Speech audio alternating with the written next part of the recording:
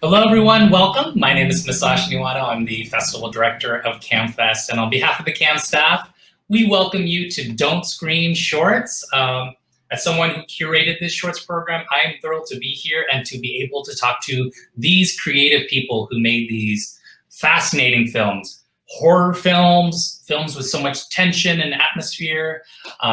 There's such a diversity of storytellers, so I'm thrilled. I will be bringing them up shortly. First off, I want to mention that CAMFest 2021 and CAM's year-round programs are made possible by our community of supporters around the world.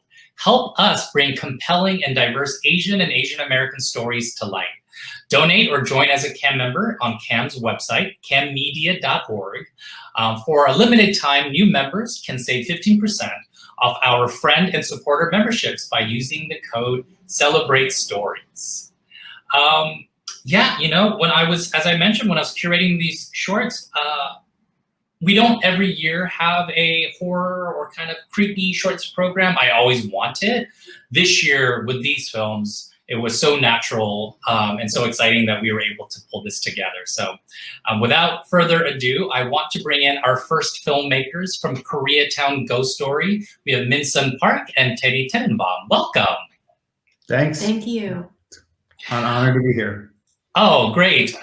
Before we start, I want to mention that we have another program with you all that we're so excited about. On May 16th, we are having a conversation with the one and only cultural icon, Margaret Cho. And part of that program, we will be talking about her experiences in media, but also celebrating this new film that she acts and produced. So yes, so you will have a second chance. And hopefully you'll see this Q&A first to give you a little bit more context for when you see that program. Let's start at the origins. Tell us about, you know, this film is so epic on many levels, from the performances to the story itself is very ambitious. Can you talk about making this film? Where do we even begin? The writing of it? The origin story? Yeah, well, it was loosely based on this family story of mine. My cousin in Korea died 2 weeks before her wedding day in a horrible accident when she was climbing down a set of some stairs and the banister broke away. And my aunt believed that she was being haunted by her daughter. And so she consulted, I don't know who she consulted, maybe it was a Buddhist monk, but they said that there's this belief that if you pass on to the next world unmarried, you're likely to become a restless ghost or a hungry spirit. Hungry ghost, right? So she, there's like this whole matchmaking industry apparently where you can matchmake restless spirits together so that they can have a companion in the afterlife. And so, you know, being Asian is not an excuse to avoid marriage. So my poor cousin's restless ghost was finally laid to rest with the ceremony. So that became this like thing that's, you know, stuck in my head as there was also a performance artist who goes around marrying dead spirits. So I thought, what if a live woman really did this to inherit a family fortune, or, you know, and well, the story just kind of took off from there. That's great. And as co-directors, can you talk about, have you worked on films together, co-directed together? What are your strengths working as a team? Oh boy, we can talk about that. Well, we've been writing together for a long time. We're married. So we've been writing, we wrote separately most of our careers, and kind of came back together for a script idea of Minsun's Another Horror Movie a few years ago. And then since we set that up at Sony, we just continued working together, which I think for me was like a dream come true, and for Minsun was, well, a horror kind movie. of a nightmare. Yeah. But we've continued to work together writing, and we had not directed together. I directed some shorts by myself. And we just felt that this was a good opportunity for us to try to do it together. And it actually works out really well because we have different strengths and different interests. You know, we're both obviously very concerned with story and performance and things like that. But Minsun is, she kind of takes on a lot of the roles of visual storyteller in the on set, and I'm very interested in the shots and creating the shots, and so it ends up working together really well. We end up working together well because it ends up being two people doing the job of that is typically one person, so we can get more done, which on a budget and over just 3 days of shooting is very helpful. Wow. 3 days. That's great. That's efficient filming because there's so much in this film. Can you talk about Margaret Cho? How you reached out to her to have her work on this film and what that experience was like? Yeah, it was kind of crazy. I had this idea in my head of Margaret Cho playing Mrs. Moon. I don't know why it was stuck because I've been a lifelong fan of hers, I guess, and she's my idol and Me too. a genius storyteller. I've been to all her comedy shows. So I don't know. We had our Sandy Logan, our casting director, said just write her a letter telling her why you want her in the role. So we wrote her a personal letter, and I thought I gave it my shot. And then to our complete surprise, she wrote back and said, yeah, I want to do this. And we were like, okay. And so, yeah, it just worked out. She's such a horror aficionado and just so knowledgeable about the genre. So she was such a great creative collaborator. And we always wanted some humor in this as well. Almost everything we write, especially when it comes to horror, you need to have that relief of humor against the terror. And she has always been so brilliant at creating these incredibly larger than life characters, and then imbuing them with a humanity. And this character could come off, this antagonist of the story could come off as cartoonish or a caricature. So we needed someone who we knew could bring the reality of an Ajima to the kind of craziness of this story. And she did that in spades because she's brilliant. That's wonderful. Yeah. And, when I think of Margaret Cho, I mean, her career spans so many different stages, kind of films, and, of course, known for comedy. But I am so fascinated by her stuff with like celebrity ghost stories. And I know that kind of all of this is part of her wheelhouse. And I think this film perfectly encapsulates all of that. And I do want to congratulate you all. I mean, Margaret Cho, I think, is so wonderful in this film, but just in general, again, it's such a power. I mean, I love this film so much.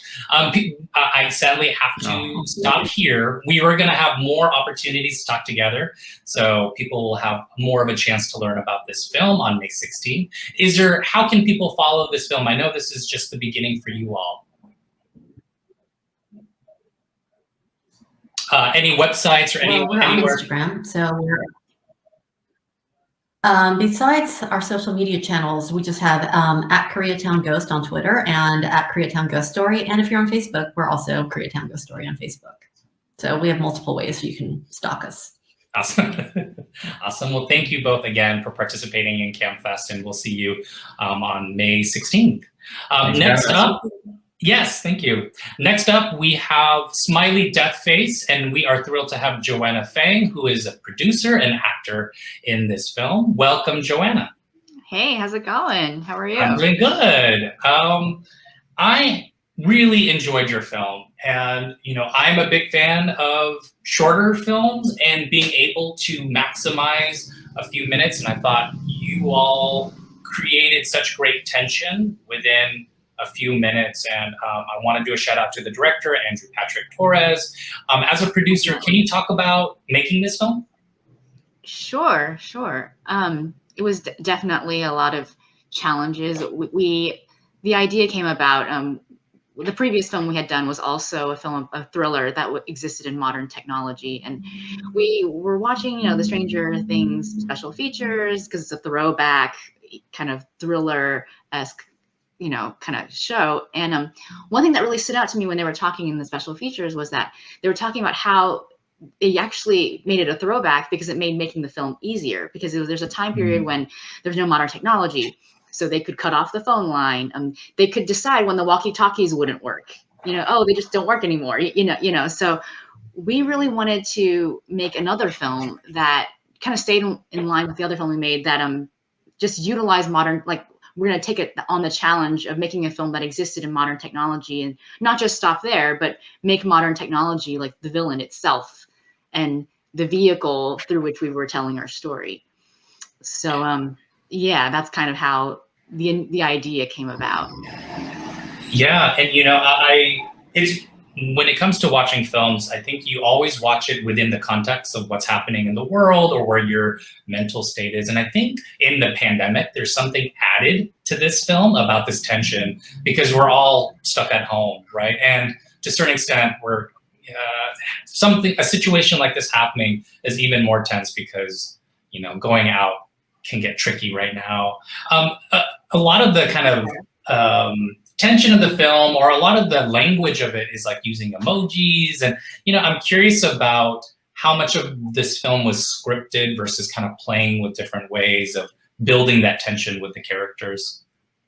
The emojis, it was fully scripted. I mean, we obviously cut around certain things, but it was funny that our script was scripted in emojis, even though it was scripted. And it was challenging to shoot it because for our actress, our lead actress, I mean, a lot of it was, what was cool about it was, like, what a lot of people say is that she doesn't have dialogue really, which was a challenge. But then it came to shooting, what we did is we did MOS, didn't roll sound, and just kind of timed out the emojis. So kind of spoke them to her. So she just, you know, it's one actress just going, you know, through the whole film. So, you know, that was a challenge. But we kind of just, luckily editing can help with those challenges, with pacing and getting that together. And it was hard, kind of nailing that pacing, how to keep the tension going when there's not a lot of dialogue happening, and would the audiences be receptive of just, you know, watching and reading. And I was the most nervous about how quickly people would understand it, because when you have subtitles, you can read English very well. But for me, it's kind of like reading Pictionary, like you're playing Pictionary through the whole film. So would they get frustrated? Would they like not understand, or would it take too long, or would we move too quickly where they couldn't keep up? But ultimately, I think we found a good happy medium in there. Yeah, as someone myself who was in film school and someone who loves horror films, I made films very similar to this in structure, but I have to say you all did it way better. And I do think, as you mentioned, technology being the villain, those emojis now for me is etched in my brain as not all being very sweet, but potentially being a threat, you know? So I definitely enjoyed that in the film. And as I mentioned, you know, and not only myself making films like this, I've seen films that have a similar setup, but you all did it well and you did it masterfully. I think, as you mentioned, with the editing, the tension, the playfulness, what you tell audiences, what you don't tell audiences, I really enjoyed this film. And I do hope, you know, as many people get to see this film as possible. How can people follow along with this film? Or if you have fans from here, how can they follow up with you all? For now, you can follow me on my socials, and hopefully we'll build that out, you know, for a personal page for the film. But I'll definitely, you know, if you guys follow me, I'll keep you guys posted. Awesome. Well, thank you again for participating in CAMFest, and we are going to move forward. We now have the director of How to Die Young in Manila, Petersen Vargas. Petersen, welcome. Hello, so happy to be part of this program. Thank you. Well, you know, your film, I mentioned this to you earlier, not so much a horror film specifically. There is a tone, a tension in this film. You know, there is this potential blurring of kind of modern queer life and this haunting spiritual world. And so I was just drawn in. Your film is one of the films I saw many, many times because I got something different each time I saw it. Can you talk about this film and why you wanted to tell this story? It actually started with the idea that I wanted to put Saint Sebastian in the streets of Manila. that was like my silly starting point for some reason. But as the film, you know, of course, all these ideas grow inside your head. And I kind of was just at that moment where I wanted to make something about cruising. And I think, especially here in Manila, like this queer desire could be both exciting and could also be like potentially dangerous, and I wanted to have that mix of that whole atmosphere and that feeling of just going through it, because at all at once you're feeling all these, you know, complex emotions, and I wanted to depict that in cinema. And so yeah, that's how the short film was eventually.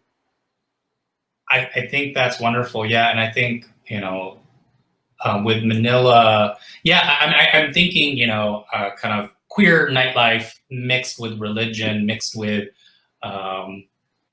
there's so much happening in the film, right? There's all these layers, and what is in the protagonist's brain as the night goes on.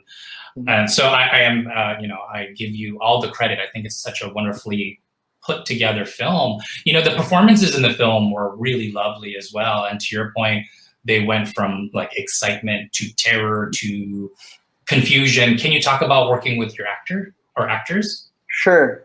Those young actors, actually, I've hung out with them a few times, because we have this like sort of like small collective of just young filmmakers and actors and all these, even like from theater. And so I know these boys, and kind of working with such this energy kind of just allowed me also to be free and kind of like really come off, like bounce off from their energies. And I really want to give props, especially to the main character of the film, Elijah Canlas. He's just this fascinating young talent, this emerging talent. He's actually won like the Filipino Oscars Best Actor trophies last year for not for this film, but for a feature length that he did. And I was just so I'm always just amazed working with that actor, the young actor. So yeah, I'm blessed with such a spectacular cast. Yeah, and you know, I've been programming films from the Philippines for well, since I've been here at CAM, of course. And I know that there is a vibrant queer kind of cinema scene in the Philippines. And this film, I think, is a good representation of the types of nuanced, beautiful, complex storytelling that's happening there. For this film particularly, do you have a message? Do you want people to walk away with something after watching this film, or were you wanting this film to kind of create almost like a mood or a feeling for people to leave? Can you talk about, what you want the audiences to take away from this film? Sure. I think I just wanted them to experience this specific, unique vision of what Manila is in my head. And I think as you've said, like there are like potentially so many ways to see a city, so many ways to see a space. And I think I just wanted to offer, you know, like this kind of this queer underworld almost of these things that are, you know, simultaneously happening here in Manila. And I wanted to share it with the world. And I hope there's something to take away from that, you know, this gritty underworld that is both fascinating and also kind of, you know, it's almost scary to step into it. Well, thank you so much for participating. Yes, and we do hope audiences, I know our audiences enjoyed this film. I only can imagine this will be screening at other festivals. It's such a, I don't want to say crowd pleaser, but a film that I think a lot of audiences will really enjoy. For people who want to follow this film, how can they follow your journey with this film?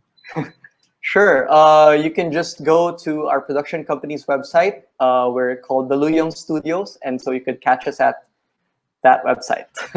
Thank you. Awesome, Petersen. Thank you so much for participating. And thank you. I know you're going to make more films, and I can't wait. I hope you submit to CamFest again, because in the future, we hope to bring you to the Bay Area. So thank you so much. Yes. Next up, we are going to move with The Apartment. We are thrilled to have the director here, Bong. Welcome to CamFest. Hello. Hello. You know, with your film, I was really struck by how wonderfully it was edited together. It is a film that, at first glance, I was like, okay, this is tense. The second time I watched it, I was like, oh, there's a lot happening in this seemingly potentially simple story. Can you talk about writing the script for this film? Oh, so my script actually started from the joke that I made to my friends. I was telling my friends who actually lives in that apartment.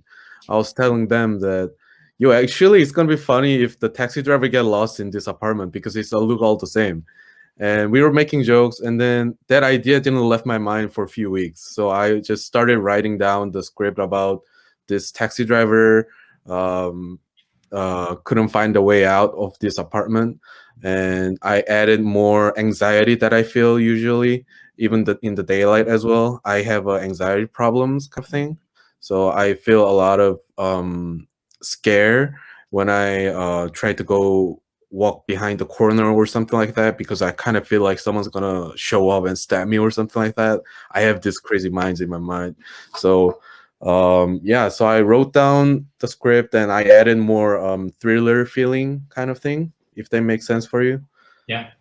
Yeah. Yeah. Well, and thank you for sharing that. I do think you are taking a situation, maybe as you said it thoughtfully right now, that could be comical, right? Like, what if someone got lost in this building, into something that in reality can be quite tense. And I do think, even though so much of the film is outside in the apartment complex, in the parking lots, you know, the protagonist is in a car, so it still feels almost suffocating or in a tight space, and you can feel that tension build.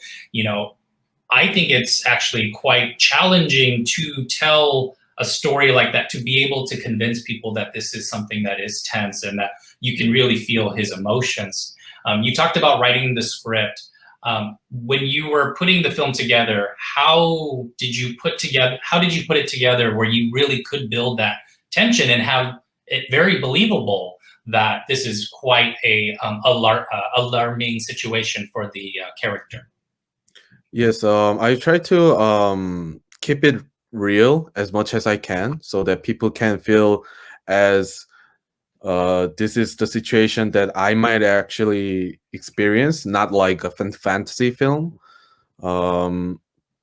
Also, I fixed my storyboard for like 3 or 4 times, so that I can make it more tighter, so that people can feel more anxiety and the things that taxi drivers feels.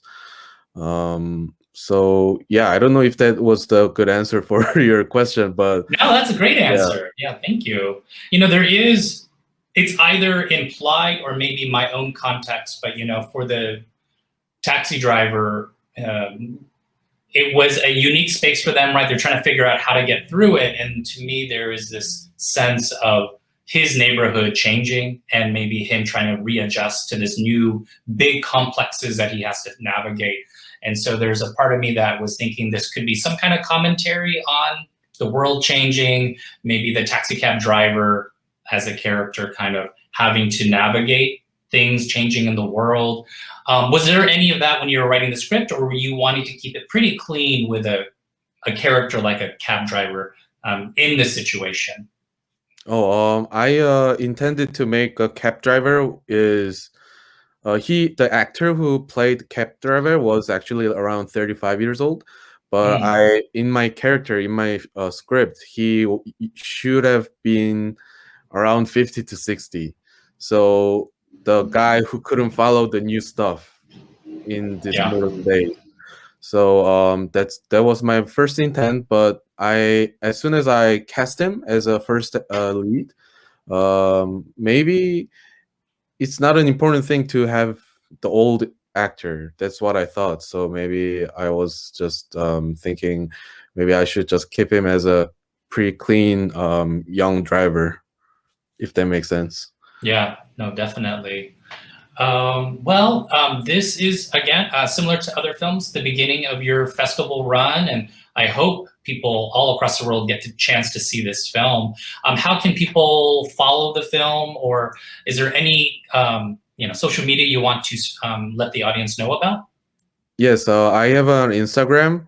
Great. Bonbon Pictures right over here.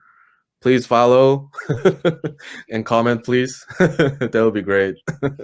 Awesome, Bong. Thank you so much for participating. Yes, and Thank you. I look forward to seeing you hopefully in the future in person at some point. Our last film for this Q&A is After Images, and I'm thrilled to have our director here, Bryan Sih. Bryan, welcome. Hey, Masashi. Thanks for I like having your me. hat and your headphones. Thank you. Yeah, here we are. Yes. You know, this is a film that I saw maybe last summer, and it was brought to me by Visual Communications, which is such a wonderful organization. And I'm so thankful that they helped kind of share this film with us. Can you talk about the origins of this film and maybe how Visual Communications is part of that story? Yeah, so Visual Communications has a program called Armed with a Camera, and it's for emerging API filmmakers. And so I was part of a cohort of about 10 folks, really brilliant, amazing cohort. And so you pitch an idea to get into the program, and then you workshop. You talk a lot with the VC people, but you also collaborate with your cohort. So yeah, it was just like such an amazing group. I can't emphasize that enough. And that synergy, I guess, to use kind of a, whatever, that's an okay word. The synergy of that group was, it kind of drove me to keep pushing this story forward. It started off as an interest in Hungry Ghosts. So I like that Koreatown ghost story brought that up. It was kind of wondering, you know, what would it look like if you met a family member that was wandering as a ghost during Ghost Festival? And, you know, in meeting them, they actually like brought out sides of your family that you hadn't seen before due to immigration or political upheaval. If they reignited or manifested trauma, but if they also helped bring out authentic sides of like that family member. So it was kind of, you know, these ideas were kind of coagulating as I went into the Armed with the Camera program. And then we just workshopped from there. And yeah. That's great. Yeah. And you know, should mention with Visual Communications, they're such a big partner of ours throughout the year. They have some great programming in May happening, and then their big festival will be happening in September. So check them out. You know, with Armed with the Camera, we've had the privilege of playing previous films from this program before.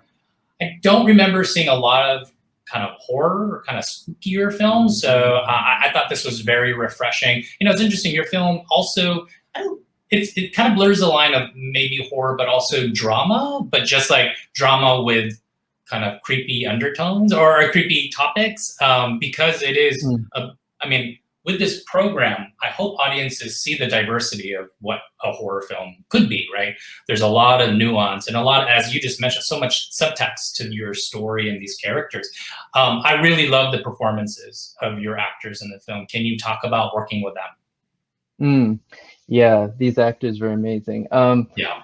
Yeah, and just to go off of your point too, I think our idea was to film it like a horror film. This is kind of what I told my cinematographer. Film it in like a horror film language, but we actually are laughing quite a bit off camera, and we find the film heartwarming and funny, you know. So it's kind of like visually it looks like a horror, but there's other things. So in regards to the actors, I mean, Bloom is the boy who plays Michael. Bloom walked in on day one. He was the first person I auditioned, and right away I was like, ooh, he's got like this sort of gentle energy that I really liked, but he also had an edge. And so he came in, he started bragging to us about basketball right away, because we all played basketball. So he was like, oh, you know, he was talking trash already. So I was like, I like this person. I think we're gonna cast him. And we're still like very close friends. We actually just shot a film together in Colorado. Katie Chan, I think we found her on Facebook. It's very hard to find older actors, as I think the previous film was also kind of alluding to. It's very hard. So we found Katie. We wanted someone who spoke Cantonese. She was amazing. She was from Hong Kong, and she really connected with the story. I don't really want to say too much because it's really her story, but she was like, I mean, if you really think about like her eating all that food, it was really dangerous. And as we were doing it, I was like, oh, this was such a bad idea having an old woman like eat this much food this fast. But she was such a champ. She did not complain. She was like, it's fine, it's fine. She would spit in a bucket after each take and just Wow. had no qualms about it. She was amazing. Her energy like just lifted up the entire film. And then Peter is just a character. He came with his dog to the audition, and yeah, he is such a professional. If that scene where he cries in the shaving scene, we didn't tell him to do that. He just did that. Wow. We just kept running the scene over and over, and he kind of accessed it, and he shed this tear, and he was so proud of himself afterwards. And I was like, and I didn't even see it. I didn't even know it was happening, but my cinematographer was actually still rolling, and she captured it. So yeah. Just an amazing cast. Wow, that's awesome. That's good to know. Yeah, there is a lot to this film. Again, with all these short films, and I love short films so much because there's so much you can do within a few minutes. I know for Armed with a Camera, you are limited to a certain amount of time, and I am curious for you, and maybe for filmmakers who are watching as well, did you see the time, I think it's like 5 minutes usually, as a something that limited your artistry, or do you see that as an opportunity and go, okay, let's make the most of 5 minutes and tell a full story? Yeah, I would be lying to you if I said it was easier to do it in, I think it's 7 minutes at this point. Oh. Yeah, we did a 5-minute cut, and it was a really great exercise to be professional and make a 5-minute cut when you said you were going to deliver a 5-minute cut, but the film just did not, it just felt too fast at 5 minutes. Mm-hmm. But I think that discipline that you're talking about was very helpful, because we had to really get to the point of each scene, and we started to call it like dropping in. Like that was like the language my cinematographer and I started using, is like, let's just drop in to the scene, get the essence, and then and then drop into the next moment. And so yeah, it did create like certain like aesthetic ideas, and the parameters, the limits always helped, right? So yeah. Well, congratulations. I'm such a big fan of your film. How can people either follow you as an artist or learn more about the film? I think Instagram is probably the best way, at the bottom, IG handle. Yeah, so that'd be great. Thank you. All right. Well, thank you, Bryan, again, for participating in CamFest. That is our Q&A. I want to thank all of our filmmakers who are with us today. Hopefully, in future years, we'll all be in the same theater together, and then we can celebrate in Japantown in the future. So thank you all once again. I want to thank our audiences for participating. There's a lot of other programs on demand, so I look forward to seeing you at a future CamFest event. Thank you to our filmmakers for participating. I hope everyone has a great rest of the day. Thank you. Thank you. Bye.